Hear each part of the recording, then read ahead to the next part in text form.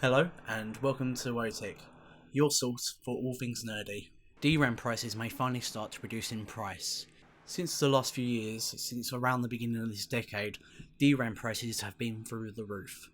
Prices such as 8GB for around £80, or 16GB for around £140, which is completely ridiculous. It's through the roof compared to what they were back in 2012, where you could pay about half of that for DDR3 RAM. We have an article here from Hexus. 2019 will see DRAM oversupply, say industry sources. So what that means is the amount of RAM that will be available will surpass the demand.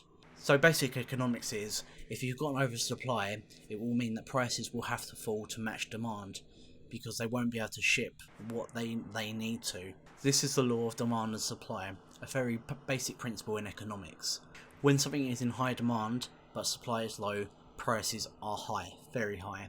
But when supply is high and demand is low, prices drop to match the demand. Much of RAM is produced in Asia, so Taiwan and China are the two big countries that produce it. Taiwan is obviously a part of China, but let's not get into that. So the article says that recent DRAM capacity ramps up by Micron technology, Micron being one of the biggest suppliers of memory in the world, and the planned kickoff for commercial production by China-based Fujin Jinhao, don't know if I said that right, integrated circuits and Intron memory could lead to oversupply of memory in 2019. So they're ramping up the production of their memory, which is good news for consumers. The moves of these rivals will cause memory giants Samsung and Hynix to change their business strategy, is the thought.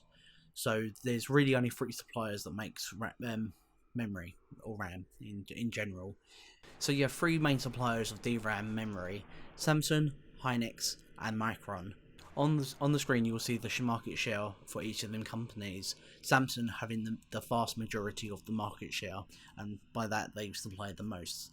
But with Micron stepping up their production, they will hope to take more market share of that and increase the amount of supply generally to memory. There's also been some controversy about why the prices are so high. There's been speculation for many years that the three main providers of memory, Micron, Hynix and Samsung, have been in bed together and been making illegal deals between them to artificially ramp up the prices of memory by artificially inflating the price. This is called price fixing, which is widely illegal across the world as it's very anti-competitive. It's illegal in both North America and the EU, without a doubt, and I'm pretty sure it's also illegal within China as well. So there's been some speculation that there's been backhand deals between these three companies, and recently there's been a class action lawsuit against these three companies for artificially bumping up the prices through price fixing. DRAM makers sued yet again for fixing prices yet again of their DRAM. So right now there's a class action lawsuit going through the US Northern California District Court last week, accusing Micron, Samsung, and Hynix of conspiring to keep prices of memory chips artificially high. So this has been a problem for a while and huge speculation. And I think we've all thought something like this would happen, because prices should not be nearly this high, doubled in the last couple of years. It seems a formal rule for all technologies. When it first comes out, the prices are sky high, as they need to recoup some of their research and development costs. So for the very few, they will pay through the roof for it. That's across the board for whatever technology it is, for brand new technology. DDR4 came out as very high prices, but now the prices are still the same as when they first came out, which seems to be quite counterintuitive that this has taken place. So there's a kind of a double-edged sword with this. Over the years, RAM prices has increased, and the need of RAM has also increased. So demand has gone up, not just because there's more people and there's more people getting into it, but the demand for systems have increased. To run a basic computer now has gone up in RAM because of the operating system. Demand has increased. Years ago, in 2011, you could run a gaming machine with 4 GB, and that was perfectly acceptable. And then a couple years later, the standard is 8 GB.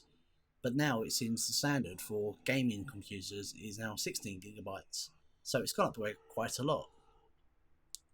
And then if you look at the more prosumer market, so say people who make videos and render videos, years ago their content would have been much lower in file space, for example, because they would have been filming much lower quality videos, 1080p instead of 4K instead of 8K.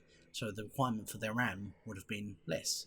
So now they've had to go from 16 gigabytes to 32 gigabytes to 64 gigabytes plus, and that is very expensive, very very expensive for not just normal RAM, but that high frequency RAM. So very powerful RAM. So right now, to get real premium RAM, so for example, 4000 megahertz memory, 32 gigabytes, you're looking at more than £400. So if you was an editor and you needed 64 of the high quality RAM, you would be looking at about £800 in memory, which is obviously insane. That's a lot of money for memory, which is going to be about the same cost as a i9, well, hell, even more than an i9. So you're going into like high quality i9s or Xeons. A couple of years ago, there was a massive fire at the second biggest producer of RAM, Hynix. They had a fire back in 2013, which sent the RAM prices insanely high because supply once again dropped and demand stayed the same and kept on rising. So supply went straight down because they couldn't supply any RAM to the market in one of their major factories. So it sent the prices soaring by 20% in a very short period. So yeah, 2019 is when we'll see the oversupply, and hopefully with the oversupply prices crash down, just because they need to ship what they make. But right now we're in DDR4, and DDR5 is potentially around the corner. So what would that mean? That would probably mean, if something doesn't come out of the lawsuit, then DDR5 prices, because this won't be this oversupply, most likely, DDR5 prices will seem to be through the roof again. And that is something that we do not want at all as consumers. One of the big problems with memory is competition is so lacking. There's only 5 suppliers, with only 3 of them that really matter, because they can only they're the only ones that make any sort of volume of memory. But yeah, the barriers to market for producing memory is obviously insanely high. You require billions in investment into the infrastructure for it, and then you require the people, and the people are limited, and they're only in parts of the world, mainly in China, but there aren't enough of them. They're very very high in demand. But hopefully, with more and more training and people get more and more educated, we can get the people to supply businesses to start producing this. But once again, they still require the billions in infrastructure. Hopefully, there's an investor out there that can create a business that can start supplying again. Thank you ever so much for watching this video.